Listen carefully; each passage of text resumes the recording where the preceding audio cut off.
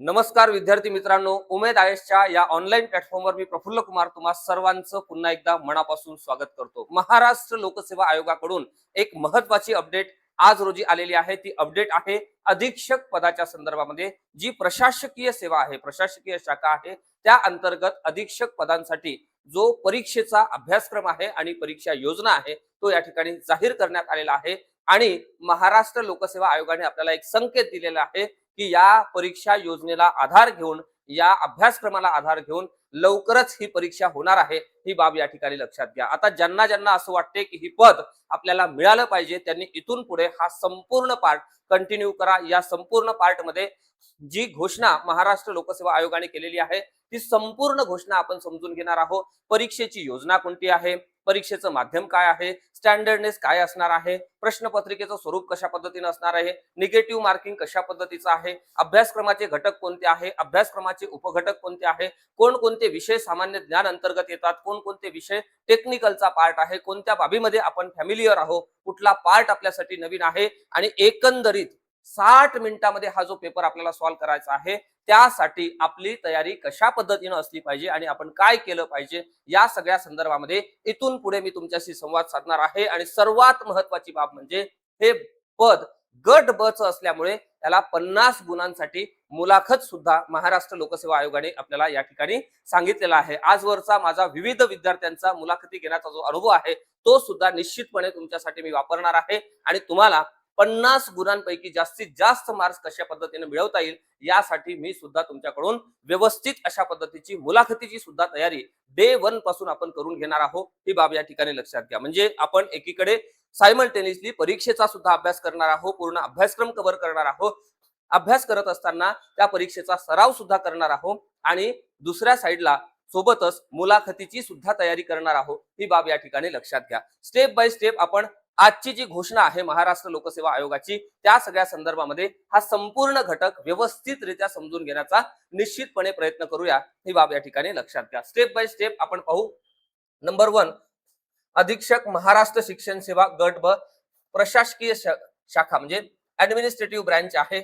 Superintendent Maharashtra education service group B. आता हे group बी चं पद आहे, ही बाब या ठिकाणी लक्षात घ्या। ऍडमिनिस्ट्रेटिव्ह ब्रँच म्हणजे याचं जे नेक्स्ट प्रमोशन असणार आहे ते ग्रुप ए मध्ये असणार आहे, म्हणजे तुम्हाला क्लास 1 होण्याची शक्यता खूप जास्त आहे। ही बाब या ठिकाणी लक्षात घ्या।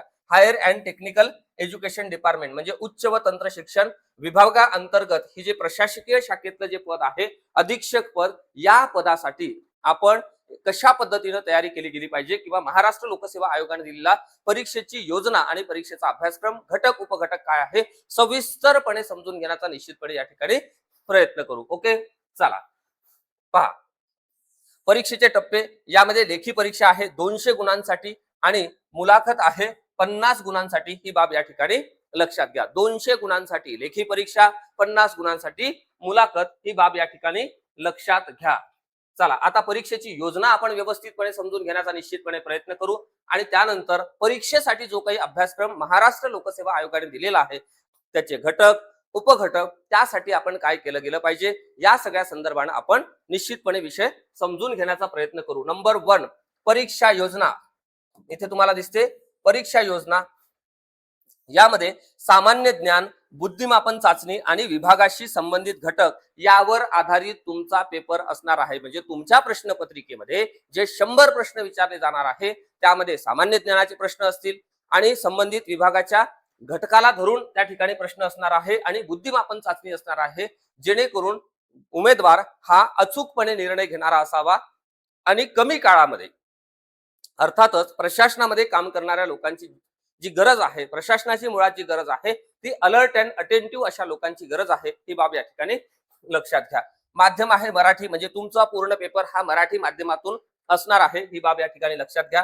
प्रश्नांची संख्या 100 आहे, त्यासाठी 200 गुण आहे, म्हणजे प्रत्येक प्रश्न हे 2 गुणांसाठी आहे। ही बाब या ठिकाणी लक्षात घ्या। म्हणजे 100 प्रश्न, प्रत्येक प्रश्न प्रत्येकी 2 गुण, अर्थात 200 गुणांसाठी हा पेपर आहे। आणि सर्वात महत्त्वाची बाब म्हणजे जो चॅलेंजिंग टास्क आपल्या सगळ्यांसाठी आहे तो म्हणजे 60 मिनिट्स मध्ये, म्हणजे 60 मिनिटांमध्ये तुम्हाला हा सगळा पेपर सोडवायचा आहे। बऱ्याच जणांना असं वाटते की सर मला खूप नॉलेज आहे, मी खूप पुस्तकं वाचली आणि मी आधी सुद्धा अभ्यास केला, मला हे येतं, मला ते येतं, सगळं येते बाबांनो तुम्हाला, मात्र तुम्हाला 60 मिनिटात येते का? ज्यांना 60 मिनिटात येते तो या पदाचा हकदार असणार आहे, ही बाब या ठिकाणी लक्षात घ्या. काही मंडळींना त्या वर्गाच्या बाहेर पडल्यानंतर उत्तर आठवते, काही मंडळींना रूमवर गेल्यानंतर आठवते, काही मंडळींना घरी गेल्यानंतर आठवते, काही मंडळींना पार्किंग मध्ये गेल्यानंतर आठवते, काही मंडळींना 2 दिवसानंतर आठवते. मात्र आपल्याला हे सगळं जे काही आहे ते 60 मिनिटांमध्ये आठवायचं आहे. जर तुमचं 60 मिनिटांमध्ये पूर्ण होत असेल आणि 60 मिनिटांमध्ये तुम्ही त्या परीक्षेला न्याय देत असाल तर तुम्हाला त्या ठिकाणी पोस्ट 100% मिळणार आहे. आणि त्यासाठी काय करायचं आहे, या सगळ्या संदर्भानं सातत्यानं मार्गदर्शन मालिका आपल्या युट्यूब सिरीजवरच्या माध्यमातून सुरू असणार आहे, ही बाब या ठिकाणी लक्षात घ्या. म्हणून सांगतो, ज्यांना या पदाच्या संदर्भामध्ये तयारी करायची आहे त्यांनी या सगळ्या विषयाच्या संदर्भामध्ये घेतलेले आपले सेशन्स तुम्ही निश्चितपणे पहा. आपल्या युट्यूब चॅनलवर भरपूर सारे आहे, जो की तुमच्या सिलेबसचा पार्ट आहे. ओके.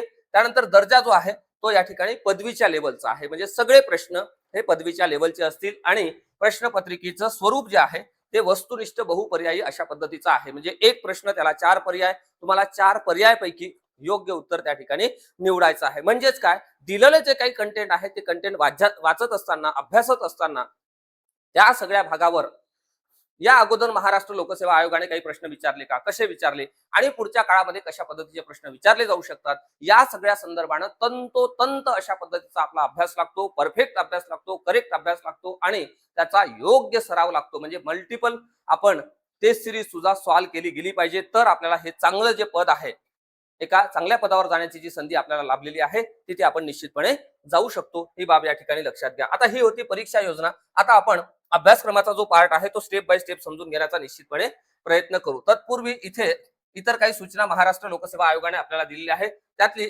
एक सूचना आहे नकारात्मक गुणदान पद्धतीच्या बाबतीमध्ये, म्हणजे निगेटिव्ह मार्किंग कशा पद्धतीचे आहे ते आपण या ठिकाणी समजून घेऊ.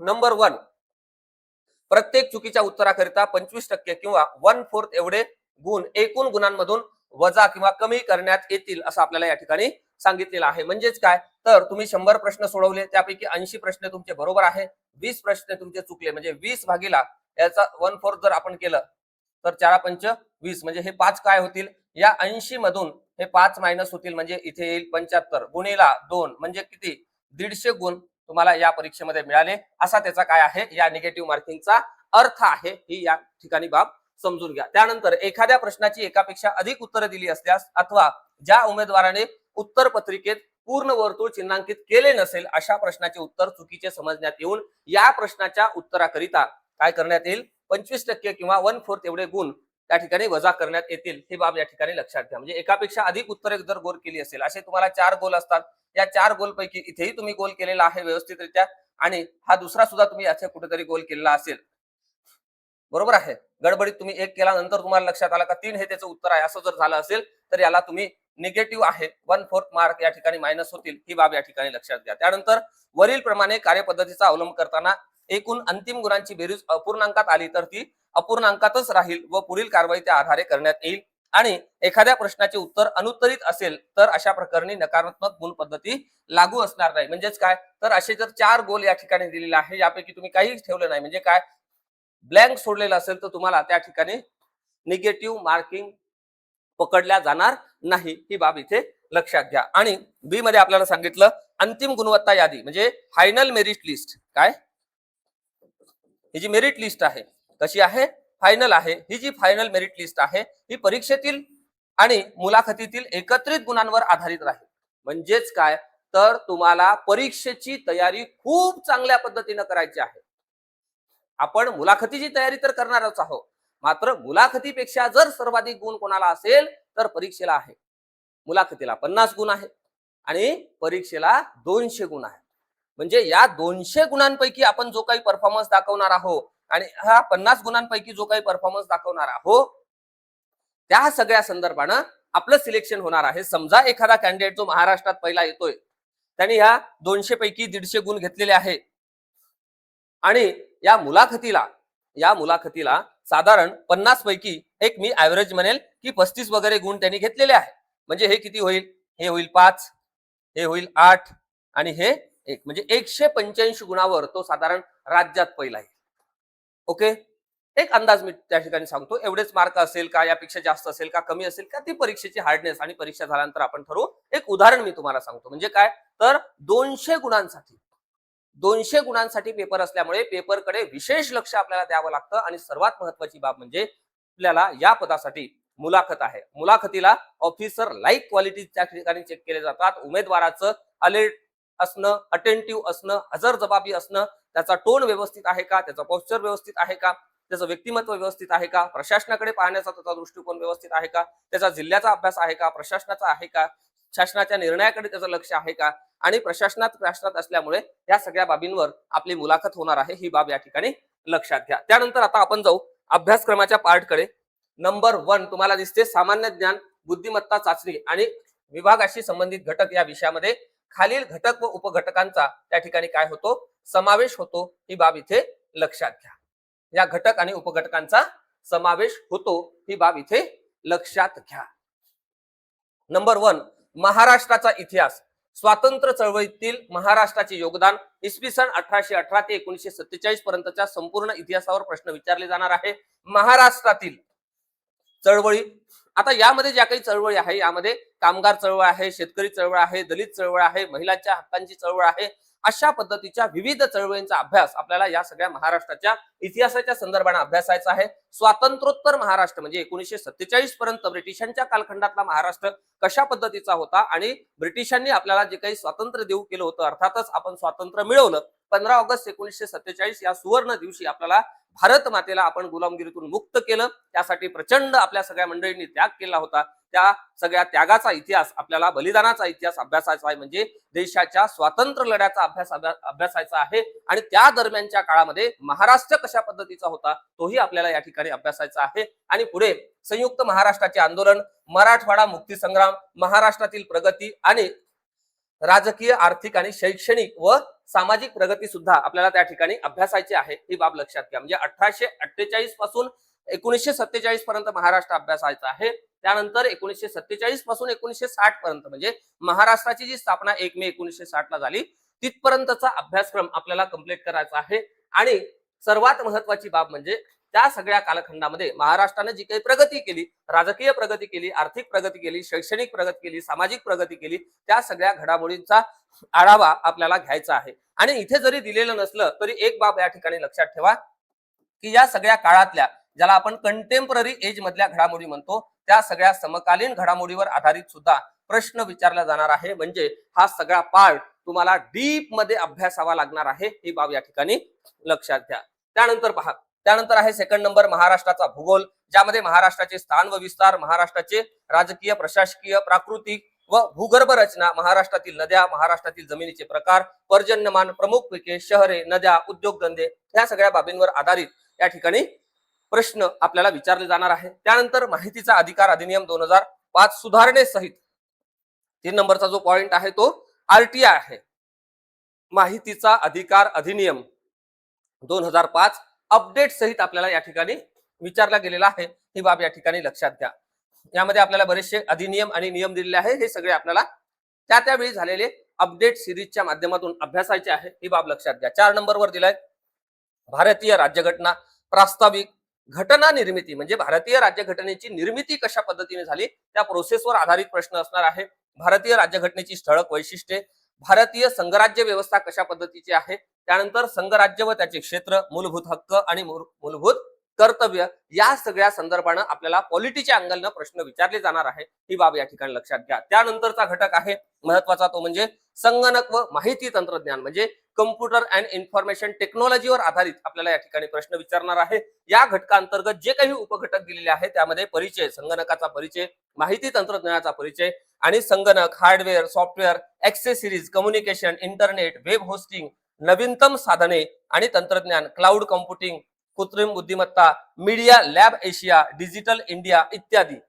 आता इत्यादी म्हटलं म्हणजे हा सगळा पार्ट व्यवस्थितरित्या आपल्याला काय करायचं आहे, कव्हर करायचा आहे, ही बाब या ठिकाणी लक्षात घ्या. त्यानंतर तुम्हाला दिसते 6 नंबरवर मानवी हक्क व जबाबदाऱ्या. मानवी हक्क संकल्पना काय आहे, ओके. त्यानंतर सार्वत्रिक मानवी हक्काचा जाहीरनामा, जो की 1948 चा आहे, 10 डिसेंबर 1948 चा आहे. आणि हा 10 डिसेंबर जो आहे तो मानवी हक्क दिवस म्हणून त्या ठिकाणी पाळला जातो. भारतीय नागरिकांचे मूलभूत हक्क आणि मानवी हक्क यांचा संबंध कशा पद्धतीचा आहे. मानवी हक्क म्हणजे काय, फंडामेंटल राईट्स म्हणजे मूलभूत हक्क म्हणजे काय, जे की भारतीय राज्यघटनेने आपल्याला भाग 3 अंतर्गत कलम 12 ते 35 मध्ये जे काही हक्क दिलेले आहेत त्यांना आपण फंडामेंटल राईट्स म्हणतो, म्हणजे मूलभूत हक्क म्हणतो. मूलभूत हक्क आणि मानवी हक्क याचा काही संबंध आहे का, तो कशा पद्धतीचा आहे, नैसर्गिक हक्क म्हणजे काय, हक्काचे प्रकार कोणते आहे, या सगळ्या संदर्भानं आपल्याला इथे डिटेलमध्ये अभ्यासायचं आहे. ही बाब या ठिकाणी लक्षात घ्या. त्यानंतर पदवी लेवलचे प्रश्न या ठिकाणी असणार आहे, त्यामुळे अगदी काही साधे सोपे प्रश्न इथे नसणार. ही बाब या ठिकाणी पुन्हा एकदा लक्षात घ्या. 60 मिनिटांमध्ये तुम्हाला एक मोठा आणि लेंदी पेपर त्या ठिकाणी सॉल्व्ह करायचा आहे. ही बाब लक्षात घ्या. 7 नंबरवर दिलं जागतिक व भारतातील चालू घडामोडी, ज्यामध्ये राजकीय, आर्थिक, सामाजिक, शैक्षणिक, औद्योगिक, भौगोलिक, खगोलशास्त्रीय, सांस्कृतिक, वैज्ञानिक इत्यादी म्हटलेलं आहे. इत्यादी म्हणजे हे जे सगळे महत्वाचे पॉइंट आहे आणि या रिलेटेड इतर जे काही पॉइंट आहे ते सुद्धा आपल्याला या ठिकाणी कव्हर करायचे आहे. ही बाब इथे लक्षात असू द्या. म्हणजेच काय, तर तुम्हाला 100% डीप मध्ये अभ्यास करायचा आहे. वर अभ्यास करून ही परीक्षा पास करताच येत नाही, असं माझं या ठिकाणी मत आहे. ज्यांना हे पद हवं आहे, ज्यांना या प्रशासकीय शाखेमध्ये जाऊन सुपरिटेंडंट व्हायचं आहे, अधीक्षक व्हायचं आहे, ग्रुप व्ही व्हायचं आहे आणि एक चांगली पोस्ट मिळवायची आहे, त्यांचा अभ्यास हा सखोलच लागतो. ही बाब या ठिकाणी लक्षात घ्या. त्यानंतर पुढे बघा, 8 नंबरचा पॉइंट आहे बुद्धिमापन विषयक प्रश्न. वय, दिशाज्ञान, कालमापन, परस्पर संबंध, अक्षरमाला, सांकेतिक लिपी, अंकमालिका, वेन आकृती, गाळलेली पदे शोधणे. आता हा जो काही पार्ट या ठिकाणी टाकलेला आहे, उमेदवारांनी अचूकपणे निर्णय घ्यावा आणि तो निर्णय कसा घ्यावा, कधीतरी नाही, वेळेत घ्यावा. कमी वेळेत अचूकपणे निर्णय घेण्याची क्षमता त्या ठिकाणी तपासण्याच्या संदर्भानं जे काही पॅरामीटर्स आहेत त्या पॅरामीटर्स मध्ये बुद्धिमापन चाचणी येते. म्हणून महाराष्ट्र लोकसेवा आयोगाने आपल्याला या सिलेबस मध्ये बुद्धिमापन चाचणी हा घटक सुद्धा टाकून दिलेला आहे, म्हणजे याचाही अभ्यास आपल्याला डिटेल मध्ये करायचा आहे. ही बाब लक्षात घ्या. त्यानंतर 9 नंबरचा पॉइंट आहे प्रशासकीय कामकाजाच्या संदर्भात लागू होणारे नियम व आदेश सुधारणा सह. 9 नंबरचा पॉइंट आहे प्रशासकीय कामकाजाच्या संदर्भात लागू होणारे जे काही नियम आहे ते सगळे नियम आपल्याला त्या ठिकाणी अभ्यासायचे आहे आणि जे काही ऑर्डर्स आहे महत्वाचे ते सगळे आदेश सुधारणा सहित आपल्याला अभ्यासायचे आहे. त्यामध्ये 9.1 आहे महाराष्ट्र नागरी सेवा सेवेच्या सर्वसाधारण शर्ती नियम 1981. या सगळ्या संदर्भात आपल्या युट्यूब चॅनलवर बरेचसे व्हिडिओ सुद्धा आपल्याला मिळतील, ते त्या ठिकाणी पाहण्याचा प्रयत्न करा. त्यानंतर 9.2 महाराष्ट्र नागरी सेवा रजा नियम 1981. आता आपण ऑलरेडी शासनामध्ये असल्यामुळे आपल्याला माहिती आहे की काय रजा नियम काय आहे, वर्तणुकीचा नियम काय आहे, शिस्त व अपील काय आहे. मात्र यावर आपण ऑब्जेक्टिव्ह लेवलचे प्रश्न कधी पाहिलेले नाही आहे. वर हा नियम वाचून चालत नाही. या सगळ्या नियमांवर जेवढ्या जास्त प्रश्नांचा सराव आपल्याला करता येतो तो व्यवस्थितरित्या करावा लागतो आणि हा सगळा भाग व्यवस्थितपणे समजून घ्यावा लागतो. ही बाब लक्षात घ्या. 9.3 मध्ये दिलं महाराष्ट्र नागरी सेवा निवृत्ती वेतन नियम 1982. त्यानंतर आहे महाराष्ट्र नागरी सेवा शिस्त व अपील नियम 1979, महाराष्ट्र नागरी सेवा वर्तणूक नियम 1979, महाराष्ट्र नागरी सेवा ज्येष्ठतेचे विनियमन नियमावली 2021, महाराष्ट्र राजभाषा अधिनियम 1964 व महाराष्ट्र राजभाषा सुधारणा अधिनियम 2021, महाराष्ट्र शासकीय कर्मचाऱ्यांच्या बदल्यांचे विनियमन आणि शासकीय कर्तव्य पार पाडताना होणाऱ्या विलंबास प्रतिबंध अधिनियम 2005, महाराष्ट्र सार्वजनिक विद्यापीठ अधिनियम 2016, महाराष्ट्र विना अनुदानित खाजगी व्यावसायिक शैक्षणिक संस्था प्रवेश व शुल्क यांचे विनियमन अधिनियम 2015, महाराष्ट्र शैक्षणिक परिसंस्था व्यवस्थापन अधिनियम 1976. त्यानंतर उच्च शिक्षण संचालनाच्या अखत्यारीतील विविध शिष्यवृत्ती योजना व सवलती. जरी हा पॉइंट कसा वाटत असेल, छोटा वाटत असेल, तरी भरपूर साऱ्या योजना या ठिकाणी दिलेल्या आहे, भरपूर साऱ्या सवलतीच्या संदर्भातले काही नियम आहे आणि या सगळ्या बाबी आपल्याला काय करायचे आहे, डिटेल मध्ये अभ्यासायच्या आहे. ही बाब या ठिकाणी लक्षात घ्या. दिसता क्षणी सिलेबस खूप छोटा वाटतो, मात्र खूप मोठा अशा पद्धतीचा सिलेबस आहे. साधारण 1-3-4 महिन्याचा कालावधी आपल्याला हा व्यवस्थितरित्या अभ्यासावा लागतो, कारण आपल्याला आपलं कुटुंबही सांभाळायचं आहे, शासनाची नोकरी सुद्धा करायची आहे आणि ही परीक्षा सुद्धा पास करायची आहे. मात्र तुम्हाला कुठेही चिंता करण्याची आवश्यकता नाही, कारण या सगळ्या संदर्भामध्ये एक अनुभवी मार्गदर्शक तुमच्या सोबत आहे. ही बाब या ठिकाणी लक्षात घ्या.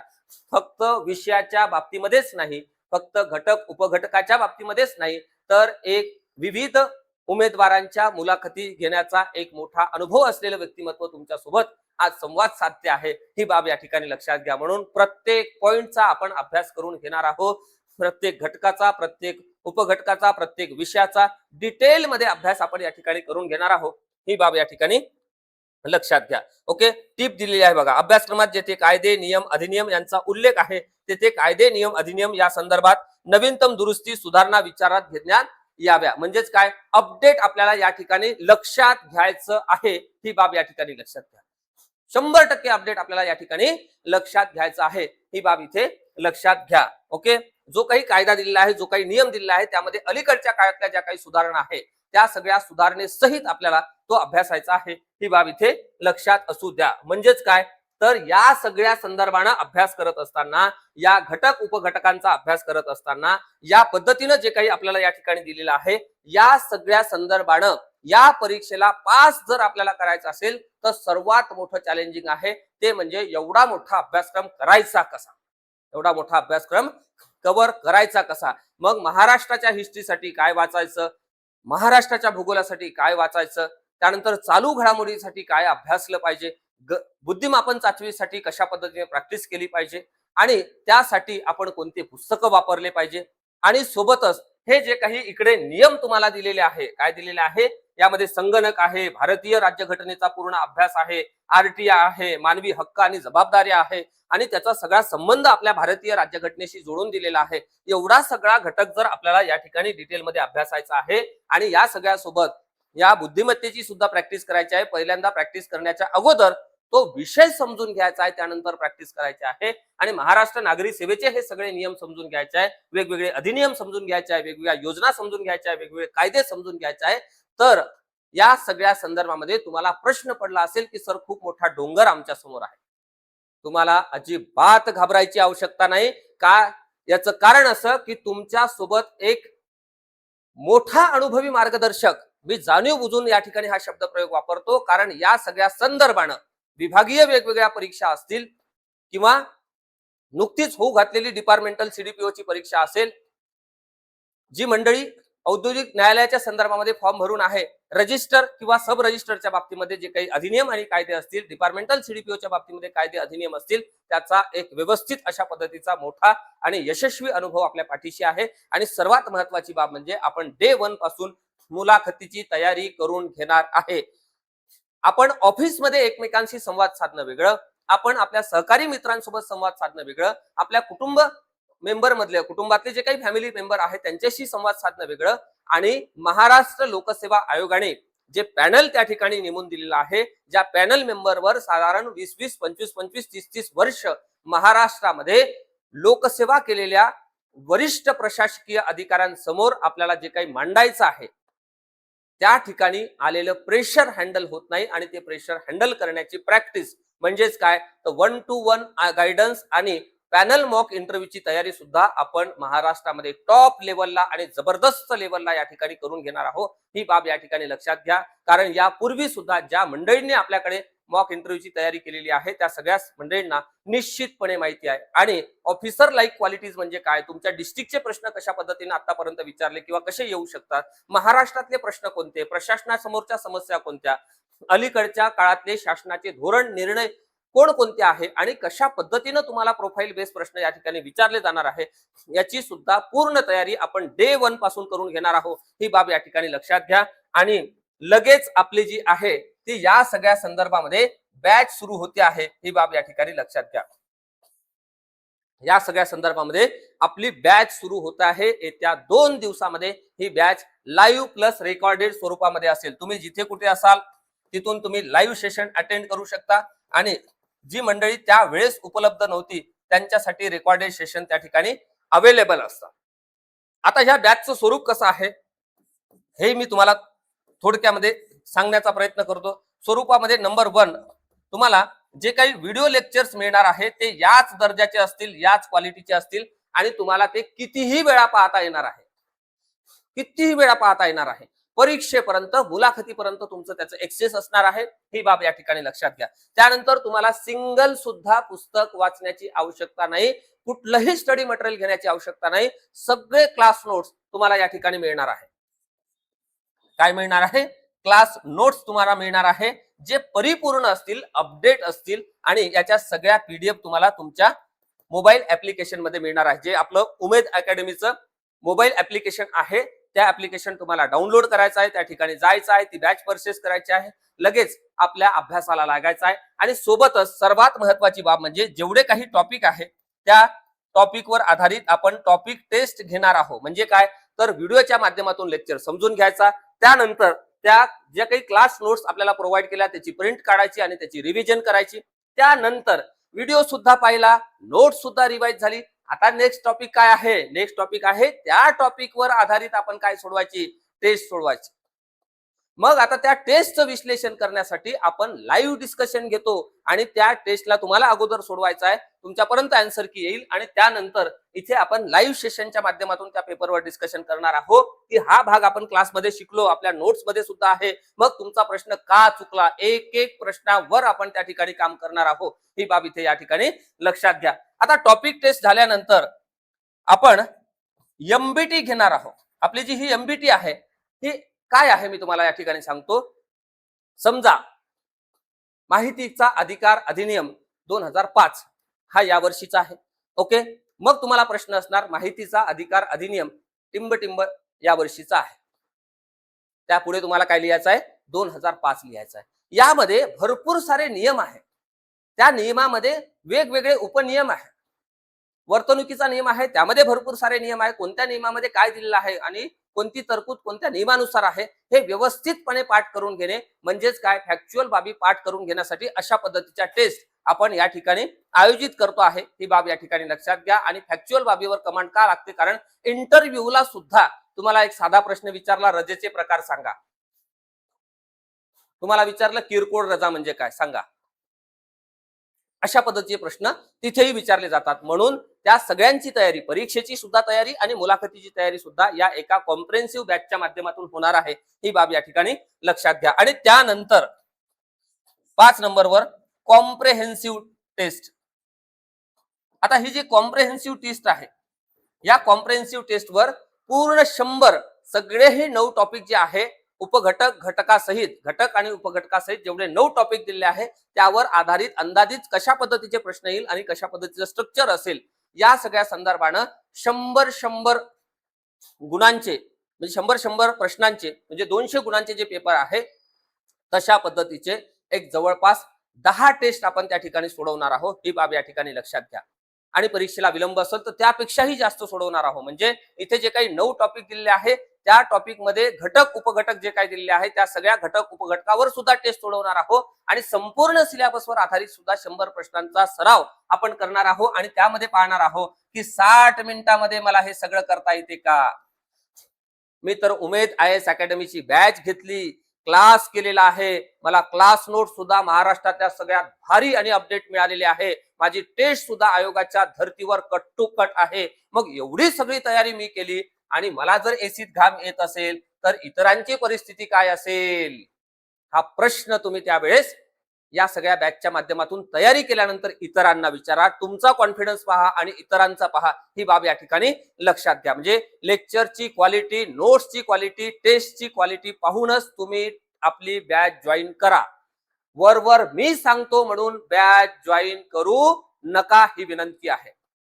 लेक्चरची क्वालिटी पहा, टू द पॉइंट आहे का, कंटेंट बेस्ड आहे का, एक्झाम ओरिएंटेड आहे का, आयोगाच्या धर्तीवर आहे का, टेस्ट तशा पद्धतीची डिझाईन आहे का, नोट्स अपडेट आहे का, टीचिंग मेथड तुम्हाला समजत आहे का, या सगळ्या बाबींचा व्यवस्थितपणे तुलनात्मक अभ्यास करा. इतर इन्स्टिट्यूट सोबत तुलना करा, इतर एज्युकेटर सोबत तुलना करा आणि त्यानंतर बॅच घेण्याचा निर्णय घ्या. इतकं ठामपणे मी का सांगतो, कारण आपलं पर्सनल मेंटरशिप यामध्ये असतं. तुमचं जरी अभ्यासाकडे लक्ष असलं किंवा नसलं तरी माझं लक्ष या सगळ्या संदर्भामध्ये असतं. ही बाब या ठिकाणी लक्षात घ्या.